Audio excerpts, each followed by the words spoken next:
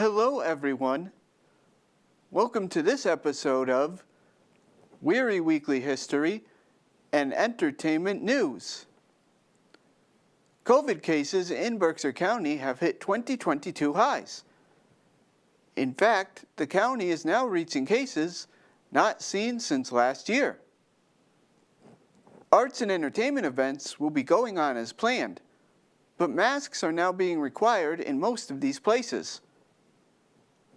On this episode, I'll be talking about an update to the Freshgrass concert at Mass Mocha, new shows at Barrington Stage Company and Shakespeare and Company, and a festival for those interested in the mythical and supernatural. Plus, I'll be giving a 2022 summer movie preview and discussing a great horror film, 2020's The Invisible Man. First, it's time for this episode's trivia question. This episode's question is, what style of artwork is artist Andy Warhol most famous for? Now, for this episode's local headlines. First, an update on COVID cases in Berkshire County. As stated in the beginning of this episode, cases have hit record highs locally. In fact, new daily cases of COVID-19 in Berkshire County pushed the region earlier last month to the top of national lists. According to the Berkshire Eagle, over the week of May 16th, Berkshire County had 778 new reported cases, which equals 757 cases for every 100,000 residents. This is the second highest ratio in the country, behind only Middlesex County of Connecticut. This may be because of the highly transmissible BA.2 Omicron variant, which is highly contagious and tends to stay in the region in which it is the most vulnerable. So far, no cities or towns in Berkshire County have made indoor mask mandates again, which may be part of the reason why cases went up in May. However, the county has reached the level where the Federal Centers for Disease Control recommends that people wear masks when visiting indoor public spaces, regardless of vaccination status. Our next story takes us to Mass Mocha for an update on their annual Freshgrass concert. The concert has recently added some more names to its already packed lineup. These names include country music icon Tanya Tucker, blues legend Taj Mahal, bluegrass musicians the Del McCoury Band, Skip Marley, who is the grandson of legendary reggae musician Bob Marley, Miko Marks, and Billy Keane, who plays for Whiskey Treaty Road, based in the Berkshires.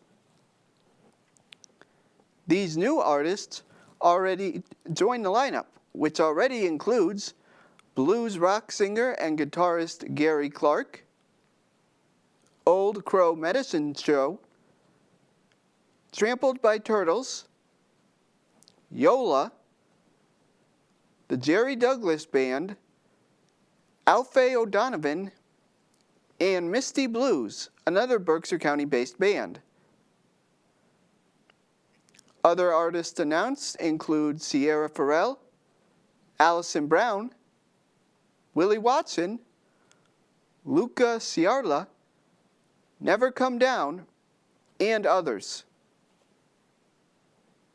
In a press release on Mass Mocha's website, Freshgrass producer and co-founder Chris Wadsworth said, quote, "We are thrilled with this year's lineup. It includes major artists who've never been here before, some old favorites, and plenty of Freshgrass surprises. This year's commissions are sure to break boundaries as well, end quote. Freshgrass returns to Mass MoCA from September 23rd through September 25th. Tickets are now available at freshgrass.com/tickets. All festival tickets include admission to Mass MoCA's galleries. In a statement on the Freshgrass website regarding COVID rules and regulations, quote, "We will continue to monitor local COVID-19 trends and meet or exceed protocols mandated by state and local governments. By purchasing tickets to the festival, unless prohibited by law, you agree to abide by the health and safety measures in effect at the time of the event, which may include wearing masks, providing proof of vaccination status, and/or providing proof of a negative COVID-19 test. Freshgrass encourages you to get vaccinated and boosted. Check back for an update as guidelines are subject to change," end quote. Our next story is of another play happening at Barrington Stage Company in Pittsfield. The Siddell and Lee Blatt Performing Arts Center, the smaller theater, will be hosting a performance of Andy Warhol in Iran. This new comedy tells the story of famed artist Andy Warhol. In 1976, he traveled to Tehran, Iran, to take Polaroids of the Shah's wife. This fictionalized version of the story tells what happened when Warhol encountered a young revolutionary who throws his plans into turmoil and makes him realize there is a world beyond himself. This play is written by Brent Ascari, whose last play, American Underground, was also performed here at Barrington Stage Company. The play stars Henry Stram as Andy Warhol and Nima Rakshan Ifar as the revolutionary Farhad. Andy Warhol in Iran is playing at the St. Germain Stage from now until June 25th. It is located at 36 Linden Street in Pittsfield. Tickets can be purchased at barringtonstageco.org. On June 15th, there will be a Berkshire Residence Night. There, tickets are 25% off for all Berkshire County residents. To redeem this discount, call the box office at 413-236-8888. Masks are now required at all times indoors, and hand sanitizing stations will be available at all locations. Andy Warhol also brings us the answer to this episode's trivia question. As a reminder, this episode's question was, what style of artwork is artist Andy Warhol most famous for? The answer is pop art. Pop art is a style of art that consists of drawing creative pieces by including imagery used from pop culture, such as advertisements, comic books, and celebrities. This was used as a direct response to artwork that was considered too highbrow to the public. Two of Andy Warhol's most famous pieces of pop art, which are shown here, are drawings of Campbell's soup cans and actress Marilyn Monroe.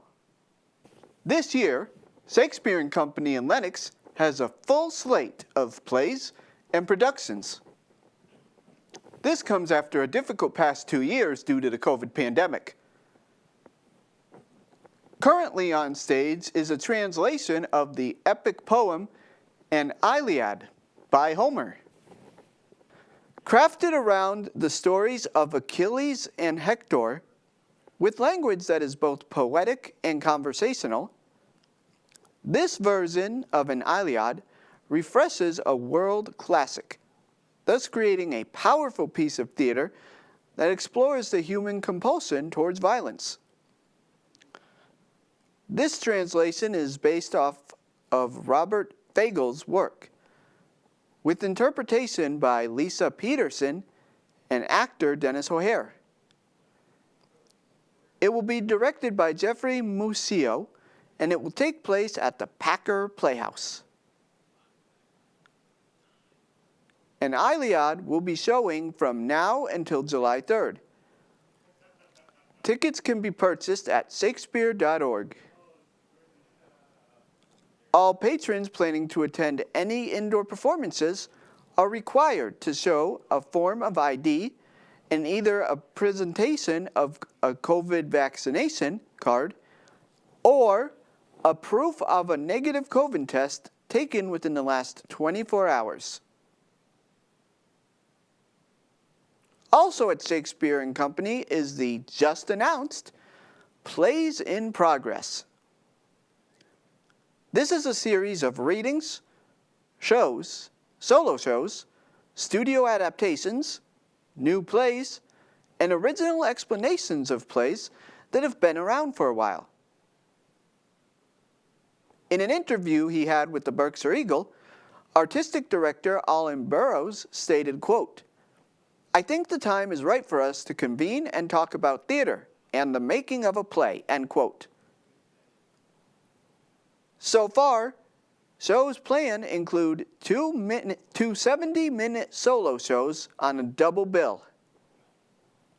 Bella Merlin's Tilly Nobody, Catastrophes of Love, and Kate Kohler-Amori's This Is It, both of which will be performed on July 23rd and 24th.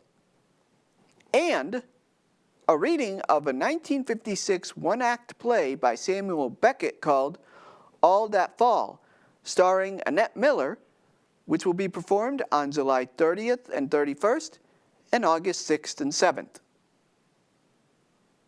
There will be two other shows still to be announced. These will be performed on July 9th and 10th and 16th and 17th respectively. All ticket and health and safety information for these shows are the same as an Iliad discussed earlier in this episode. Visit Shakespeare.org for more information. Are you interested in the supernatural, wizardry, and fairies? The annual Fairy Festival will be held in Adams later this month. Sponsored by Berkshire Mountains and the Adams Arts Advisory Board, this event celebrates the summer solstice. It will be a family-oriented experience celebrating creativity, learning, and stewardship of the earth. Costumes are encouraged, and here you can build a fairy village, decorate rings, and meet the Queen of Fairies and her court. Berkshire Mountains Fairy Festival will be a day of storytelling, music, dance, artisans, creative activities, and food. This is truly an event for the whole family. The Fairy Festival will be taking place on June 18th. It is an all-day event. Masks are not required, although they are recommended. For more information, visit the Adams Arts Advisory Board website, shown here. A couple of local students were recently awarded first place in the 2022 General Dynamics Mission Systems High School STEM competition. The winners were brother and sister team Katie and David Schultz out of Hoosick Valley High School and William Garrity out of Taconic High School, who won it for the second consecutive year. The competition took place in April and consisted of an engineering challenge. Students were asked to design and build mechanical and electrical systems and integrate them by programming computer controls to solve a real-world problem. This year, teams were also asked to build a model bridge that cars could drive over and boats could pass under. They were then asked by the judges, who were all local teachers with STEM backgrounds, to put their projects to the test with different scenarios. Teams from Berkshire County and Western New York schools participated in the competition. Winning students were awarded medals, special STEM certificates, and Amazon gift cards. In an interview he had with iBerkshires.com, one of the winners, David Schultz, stated, quote, "You could definitely tell that there were teams that knew what they were doing, but there were also teams that maybe needed a little more time or assistance. But in our case, I felt that we knew what we were doing, and we felt confident in our ability to complete the task because they did give us a lot of criteria to follow," end quote. WWHEN congratulates Kate, David, and William on their way to victory and wishes them luck in all their future endeavors.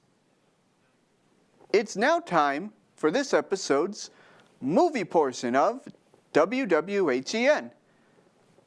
This episode we will have two sections.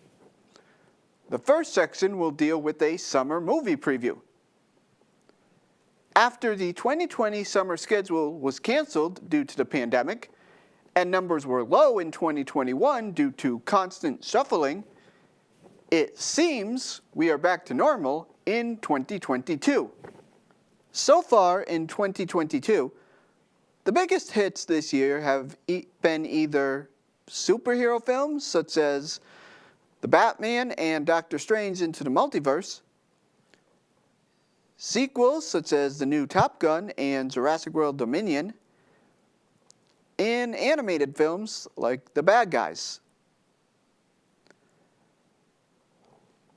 This episode will only be discussing movies that are coming out in theaters, because it's important to support your local theaters during the pandemic.